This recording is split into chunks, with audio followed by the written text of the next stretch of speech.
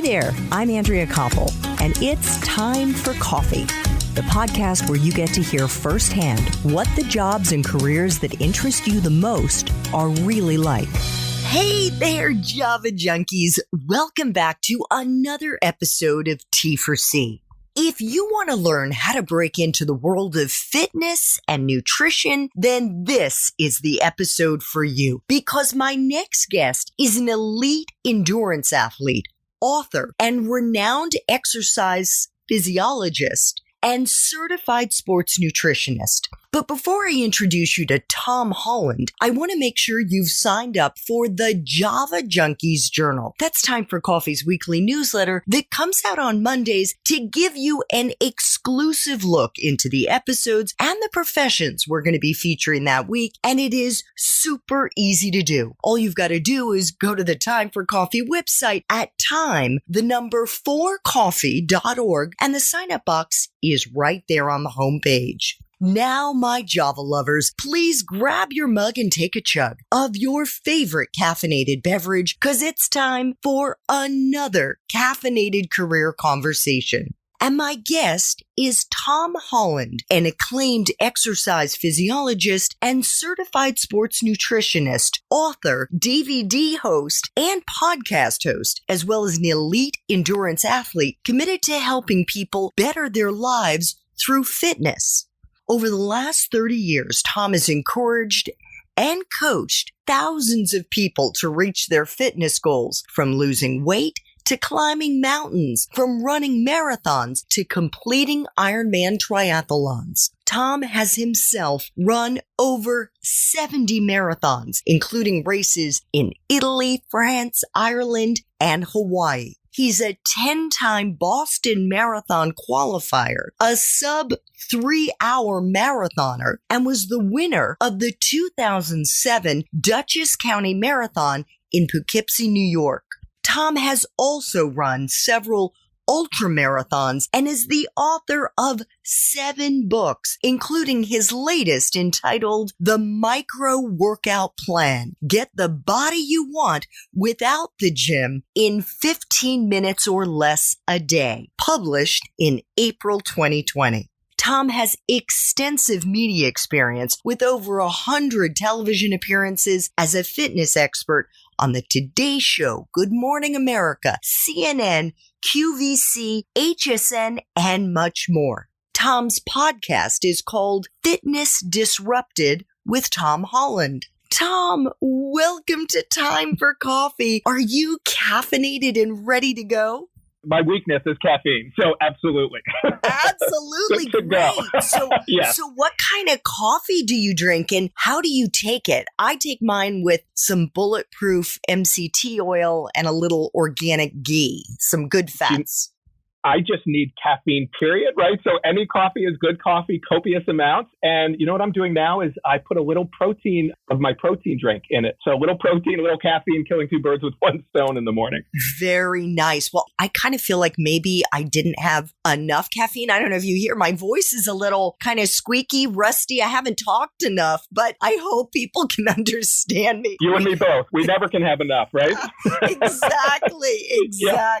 So let's dive into our 10 espresso shots. These are the questions to help our young listeners who are interested in breaking into, in this case, the fitness, the nutrition world. What entry-level jobs, Tom, are available to young people who want to break into these fields? Yeah, so I think that the place to start for most people, especially fitness, is being a personal trainer and or group fitness instructor. So going to a gym, depending if you like being in front of people and teaching, a group exercise, indoor cycling is so huge right now. So that is something you can do. And then personal trainer. And that's where I started many years ago and spent many years kind of honing my talents as both a personal trainer and group fitness instructor. Excellent. What about the nutrition side? That might be a little bit trickier because there are juice bars and things like that. But where do you think you would recommend somebody who's interested in that start out? My whole career is very entrepreneurial, as we'll talk about, and especially for the sports nutrition side, because there are not a lot of jobs that you can just go right out and get. So a lot of people start their own private practice. So, they will get an office and they'll start seeing people. So after you get certified either as a nutritionist or dietitian with the sports nutrition maybe focus, then you just really start out on your own and hang out a shingle and start from there. Okay, great. I was just thinking there are now more restaurants that are focused, for example, in the plant-based world. I wonder if someone couldn't get a job, even if it's working as a server in one of those restaurants or whatever the establishment might be, as a way to get their foot in the door. That's a great point. That is such a great point on how to kind of get to know your industry inside and out. Absolutely. And again, that's what makes it so interesting. My career field is that it is about kind of blazing your own path and figuring out, are you plant-based? Is that something you enjoy? So yes, immerse yourself in that world.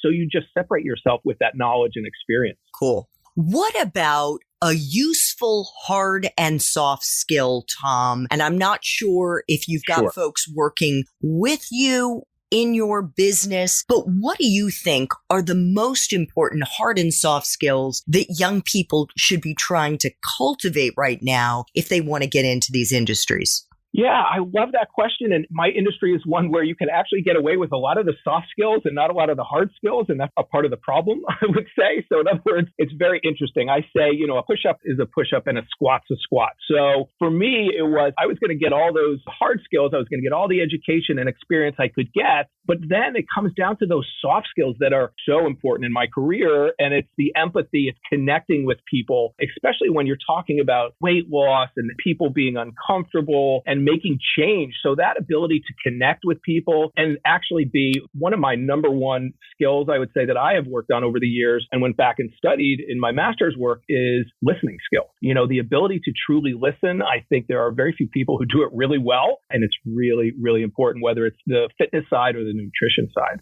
And I think just knowing what I know about you, and as I'm sure our listeners can hear, on the hard skill side, being an effective communicator, both in the spoken word and also, look at that, you're a 7-time author. Right. And that was, when I truly decided, and I worked every job possible before, but I was always into the fitness, always doing it. But I said, I'm going to get in this industry that's unregulated. I just want to separate myself. And how do I do that? And my mentor was Jack LaLanne. And I thought, you know what? I'm going to get the most education I can. I'm going to have the most experience I can, just so I can truly establish myself as a brand that companies and people can trust. And so it was building both the education side as well as the kind of connecting with people side.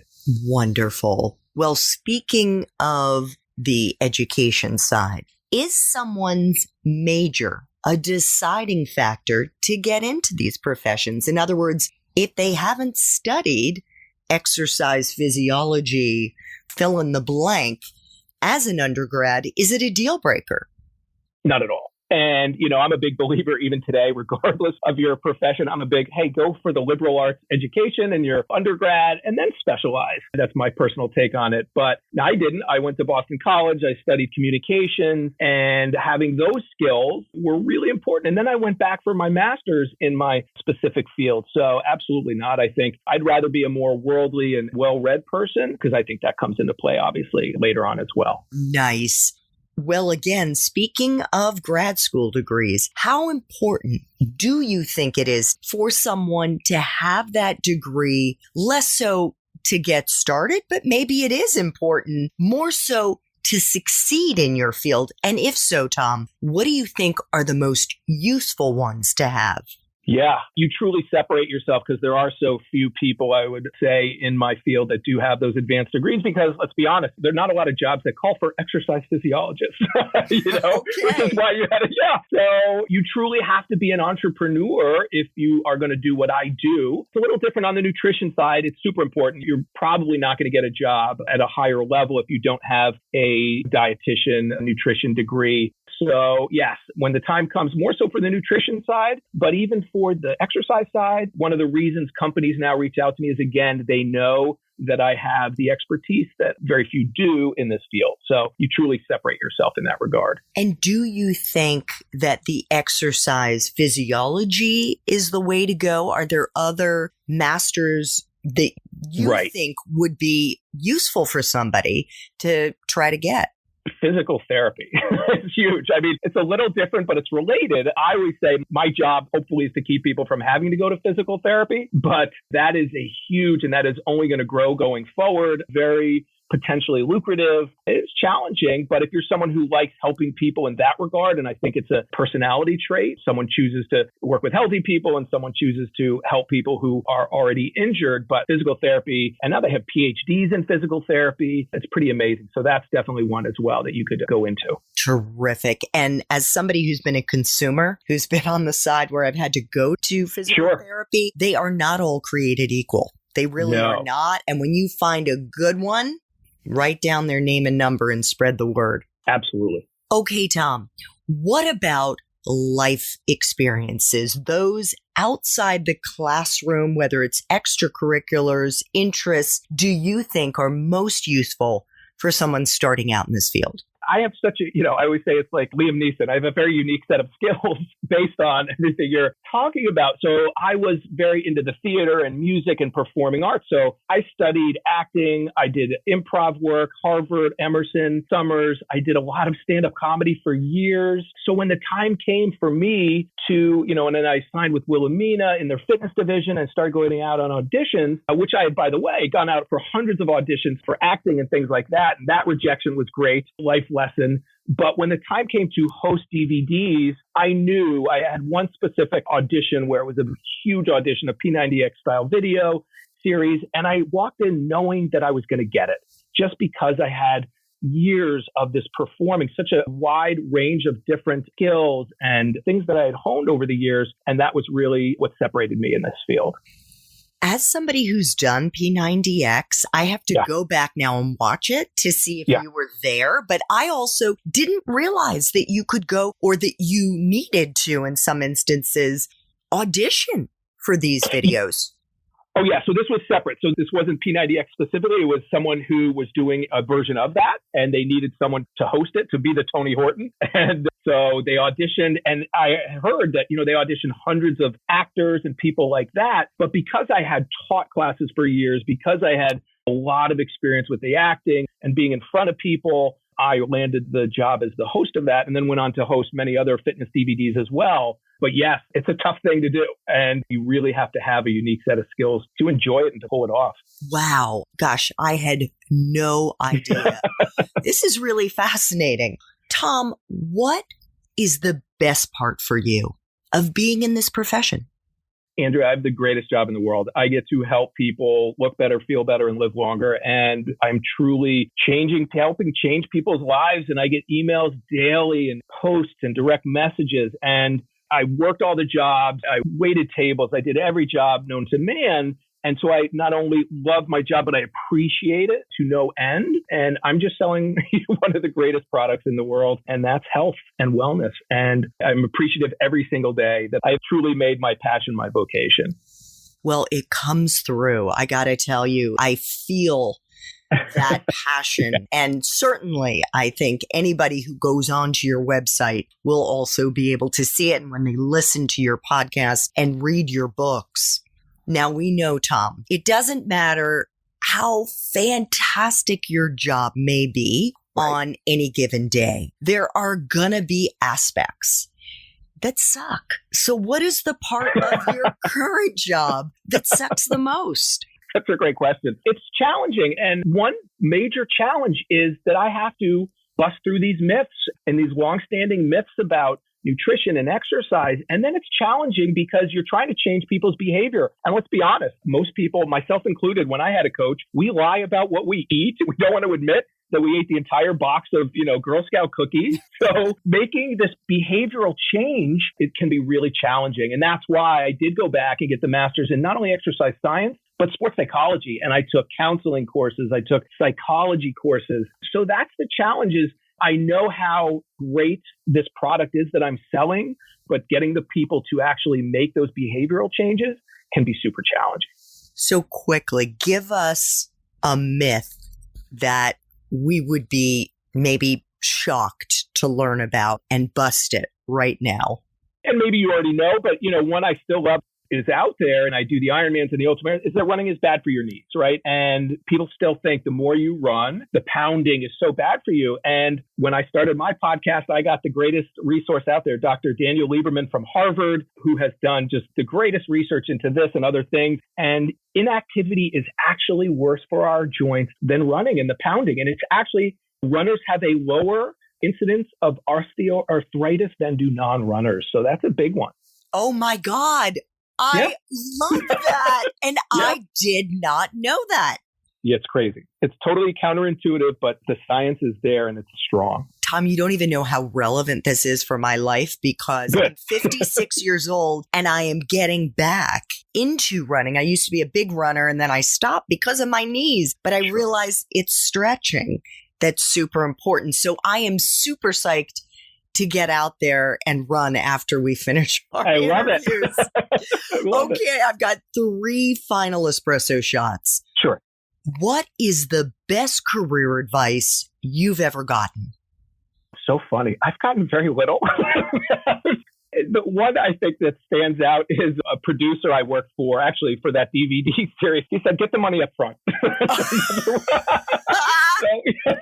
Don't get a cut. Don't get a percentage. A lot of times you got to chase people down. He said, just take the money up front. Take the lump sum. So I always thought that was pretty great advice. That makes life awesome. easier. Absolutely. Pay it up front. Get it up front. Okay. What movies, if any, Tom, or Netflix, Hulu, Amazon, maybe even YouTube shows or books do you think accurately depict this profession? I can't think of anything because what I do is people look in my office all the time, Andrea, they look around and they see protein shakes and different gadgets and they say, what the heck do you do for a living? So I can't think of anything and that's horrible. It's so unique. I don't know. And that's horrible. Well, how about this? Let's pick the micro workout plan. Get the body you want without the gym in 15 minutes or less a day. Yep. Because that is a little window into your world. Yeah. So I think the writing side is probably what you're alluding to. So I can't think of a show, though. I'm so bad. But it can also be a book. Yeah. What would it be? Oh, gosh. Let's just pick your book.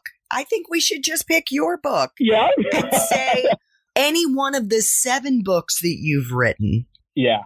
Check it out. Get a sense because they'll learn more about you. They'll learn more about what it takes to be an entrepreneur who's living his authentic self and trying to make people healthier and happier and reach their goals in life.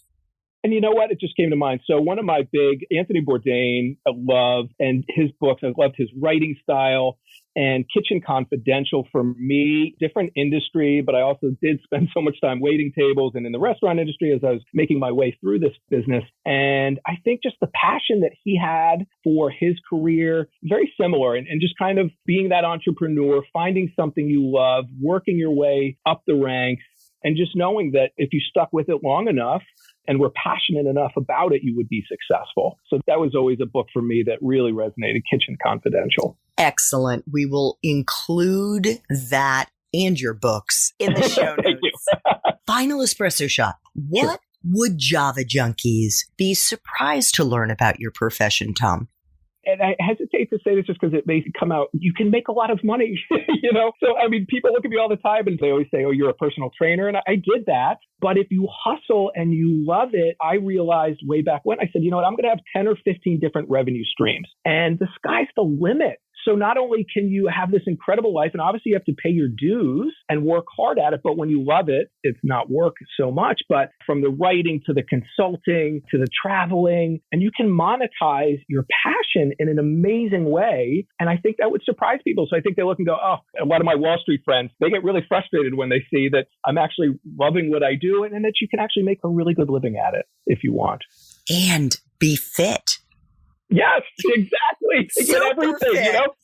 Yes. I'm working backwards, right? So most guys, especially women, and you spend your early years making money at the expense of your health. And I did it the opposite way. It was health first and slowly build that career up. So yeah, the greatest job in the world.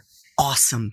Tom's new book is The Micro Workout Plan. Get the body you want without the gym in 15 minutes or less. It was published in April of 2020. And Tom's podcast is Fitness Disrupted with Tom Holland. Make sure to check it out. And if you want to learn more about what Tom does as a fitness guru and how he has built his entrepreneurial life, check out the show notes for this episode to see if Tom's main Time for Coffee interview has already dropped. Tom, thank you so much for making time for coffee today with me and the Time for Coffee community. You have so inspired me. I am super psyched to get out there and exercise when we finish this interview. Thank you so much. Thank you for having me. It's such a pleasure. Thanks so much. Thanks so much for listening to Time for Coffee, where the professionals in the jobs that most interest you always have time to grab coffee 24/7, no matter where you live. I have one quick favor to ask you. Remember to rate, review, and subscribe to Time for Coffee. Thanks so much.